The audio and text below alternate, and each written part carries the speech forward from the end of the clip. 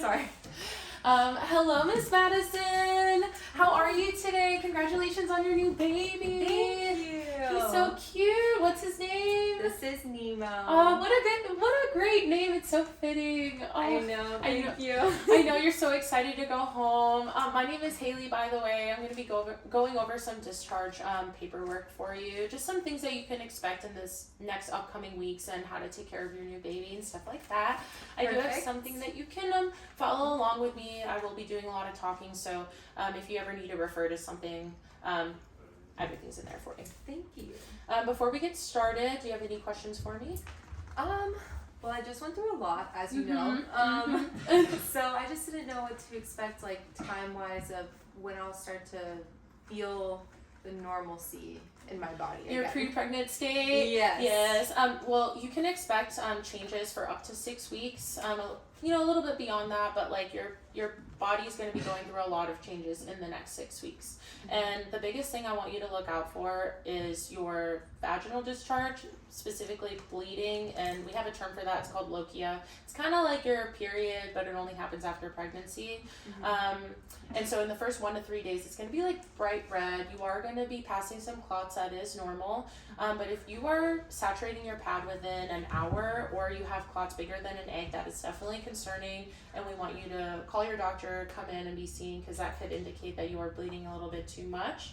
And that is definitely like a big concern for new moms. Okay.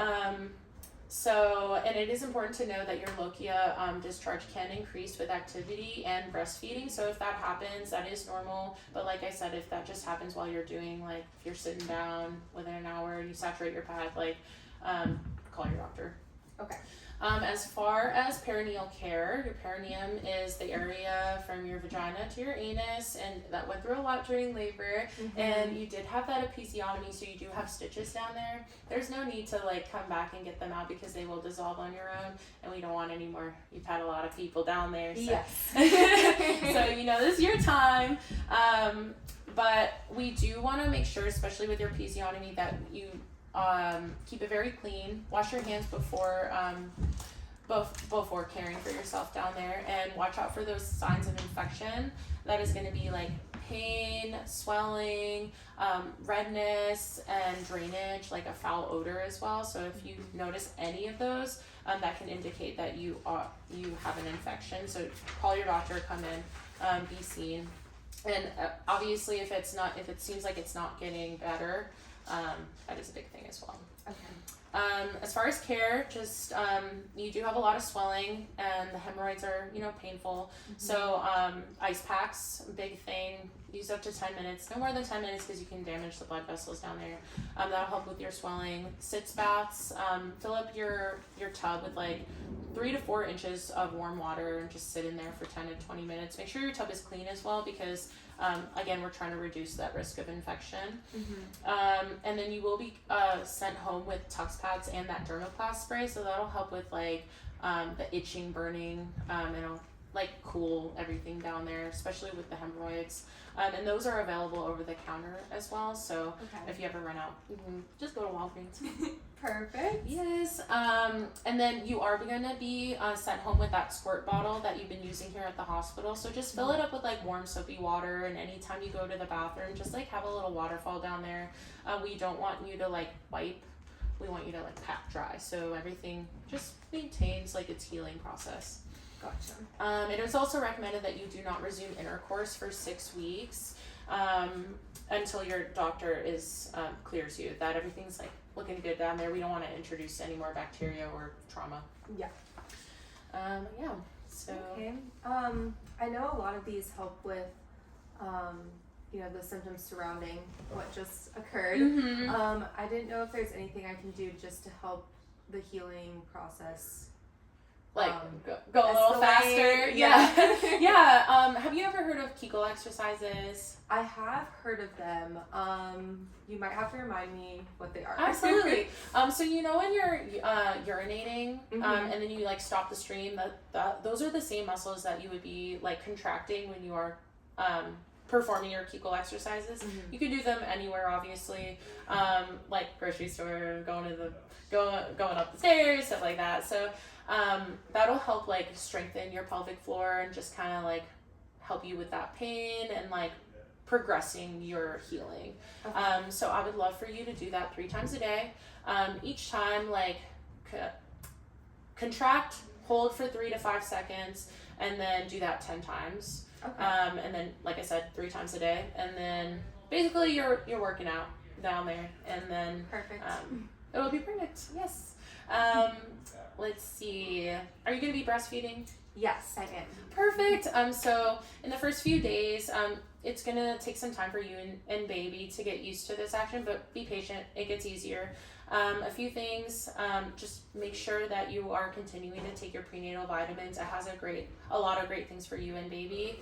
And then make sure to eat well as well. We don't want you losing weight. I know you want to get back to your pre-pregnancy body, but yes, when you are breastfeeding, you expend a lot more energy than the normal person. So just maintain a healthy diet. Don't be eating like fried, fatty foods. You know, that translates to baby. So We try to stay away from those anyway. Oh, good.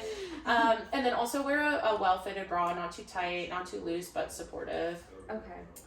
If your breasts start to feel like firm, swollen, warm, and like painful, and you're not getting any blood flow or milk flow, sorry, that can indicate that you are having some engorgement. This is like common in new moms, but you can prevent this by applying warm compresses before you feed, and then cold compresses after.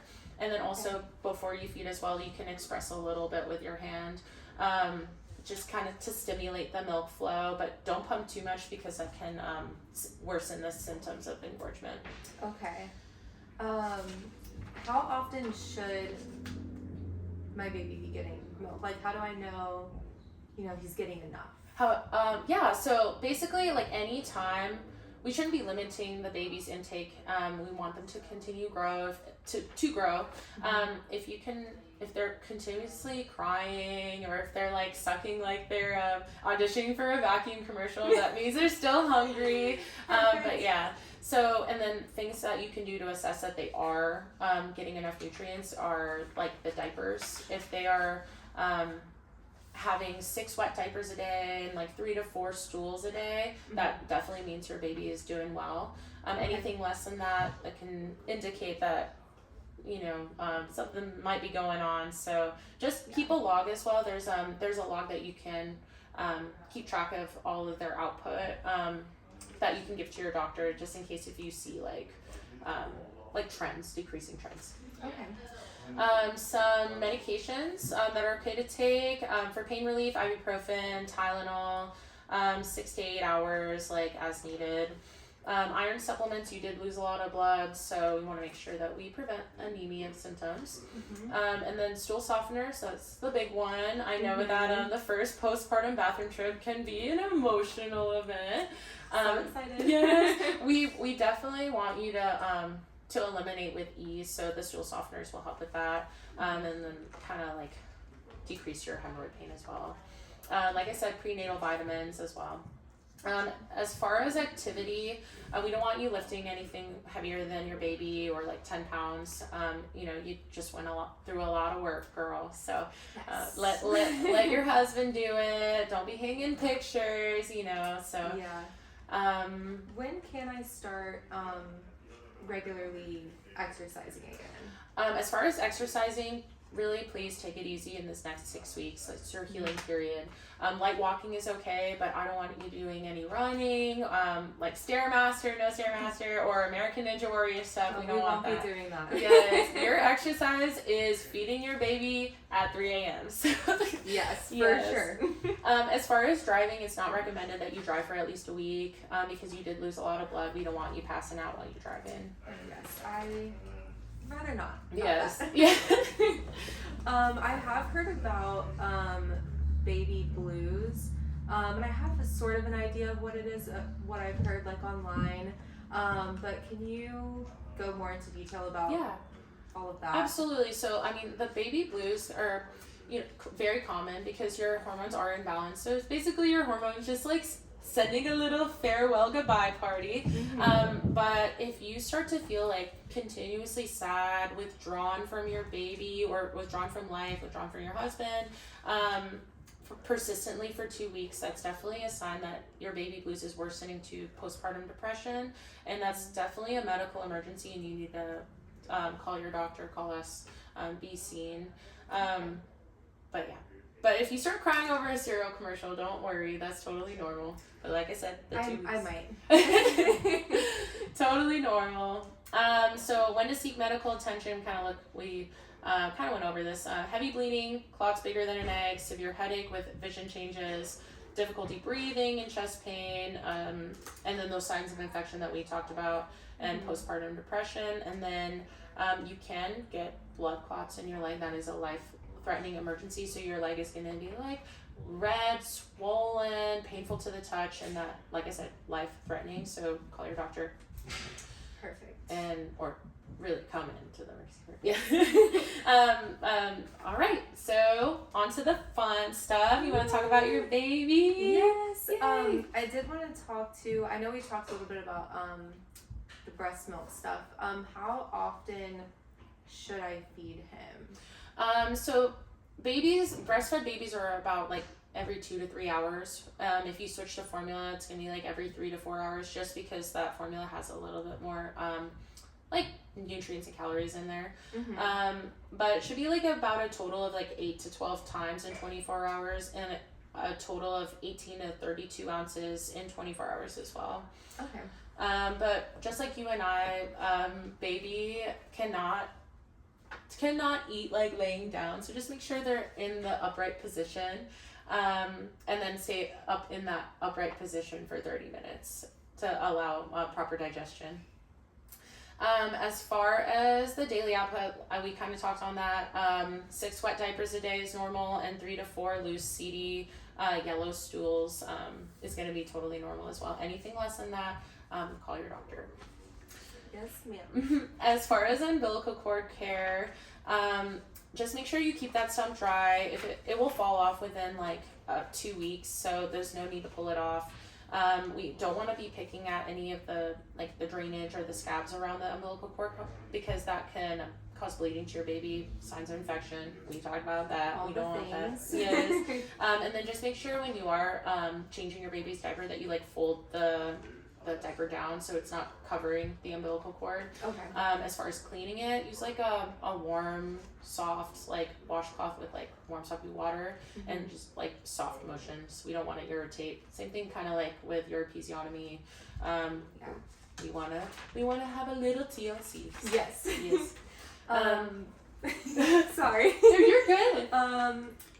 With talking about cleaning and stuff, when can I give my lovely child here?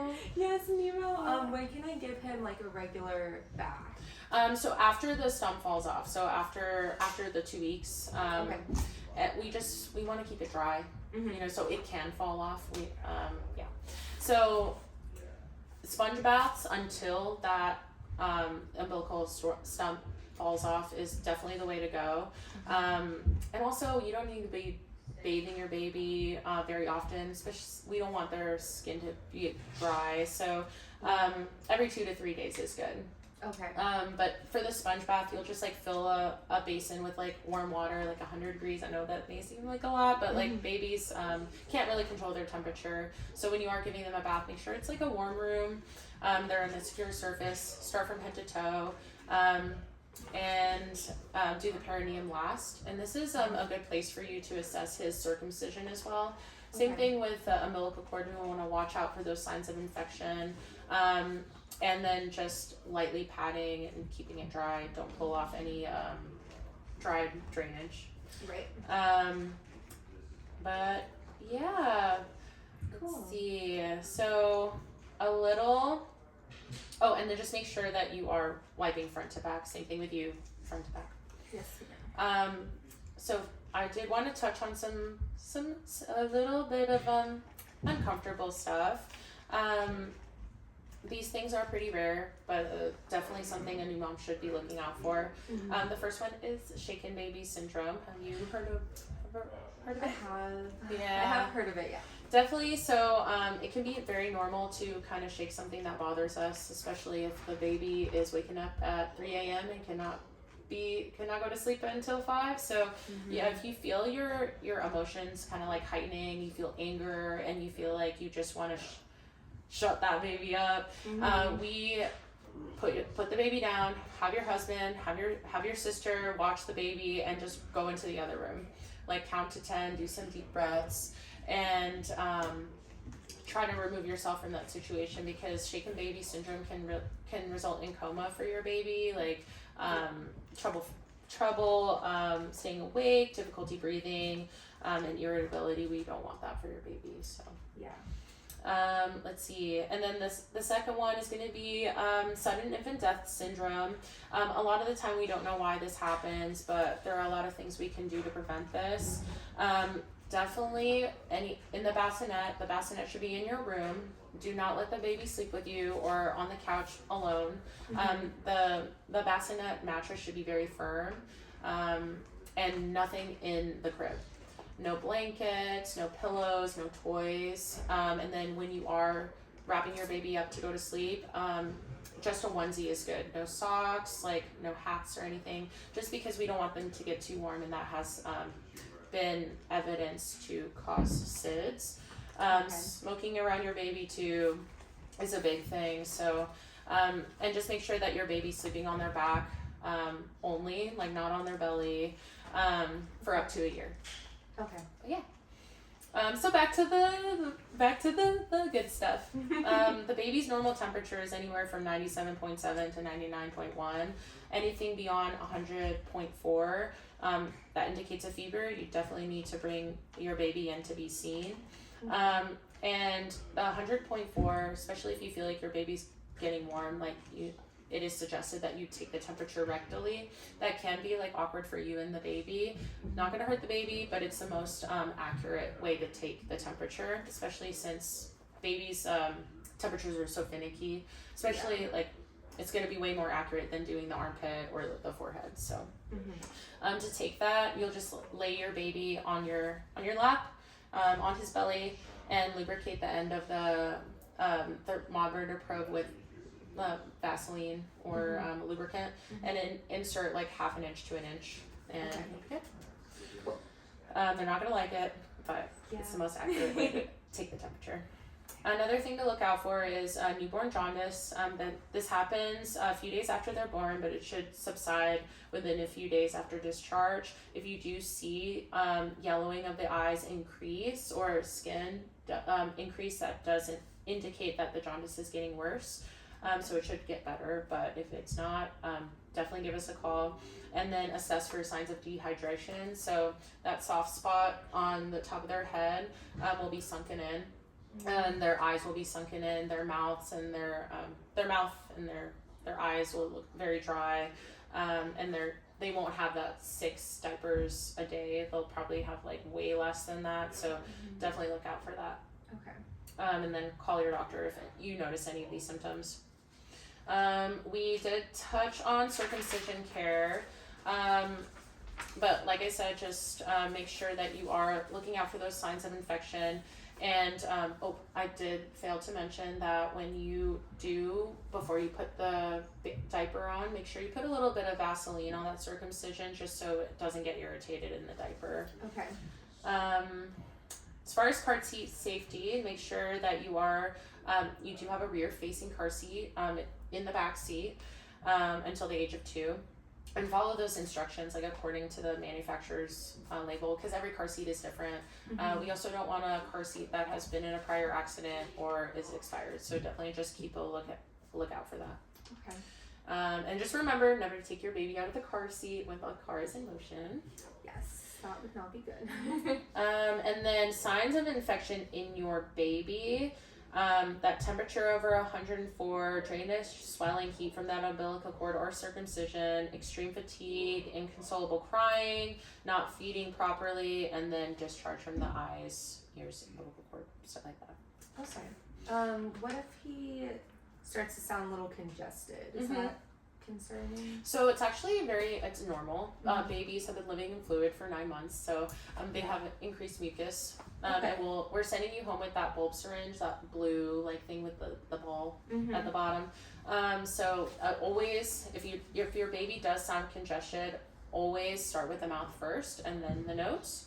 Okay. And then if they are gagging, it is important to kind of like burp them. So hold them upright, support the head and neck, and then just pat continuously to loosen up that mucus. You don't want to pat too light or too firm. A good indication is like if you can hear your pats. If you can't hear them, you're not patting hard enough. Just like on the upper part of the yeah, like in between like the shoulder bones. Okay. Yeah. Okay, cool. Let's see. And then if your baby's like turning blue and having trouble breathing, definitely signs of choking. Are you familiar with how to give baby CPR? Yes, I did take a class. Okay, good. Can you tell me what you know? I can go over it if you like. Okay, perfect. So basically, if you feel your baby's choking, put the baby on your forearm, support the head and neck, belly's here, back is up, and then do those upward thrusts like 5 times, and then flip over to see if you've got that object out. Don't do like a mouth sweep because you can actually push that object down further into their airway. So just keep doing those back blows until that comes out, but you should have called 911 before you start doing that. Yes. Yes. 911 first. Let's see. So routine follow-up appointments. Baby's first checkup is usually within 3 to 5 days after birth. I know that you already scheduled that with your doctor, so just make sure that you go to them because we want to make sure that he is not exhibiting any concerning signs or symptoms. Okay. Do you know how often you would take your baby in to see your pediatrician? I think once a month, maybe? Yeah, 1 month, 2 months, 4 months, 6 months, 9, 12, 18, and 20. Okay. Are you going to be vaccinating your child? Yes. So at all of these checkups, like you will get those like series vaccines as well, and we'll just want to make sure that your baby's hitting all those milestones that a healthy baby should. So, okay. But yeah. All right. If I have any more questions, should I just call back here or just the pediatrician? Whatever feels comfortable for you. We will always take your call if you do call us. But your doctor, your pediatrician, a little bit more tailored to you. But you have, especially lactation consultants, if you are having trouble like breastfeeding, those ladies are amazing. So you can get same day appointments as well. There's a number in the back of your discharge paperwork. Okay. But they'll just teach you how to how to breastfeed. Your pediatrician or us can answer any of the questions. Don't be Googling at 3 a.m. You have so many resources available to you. So.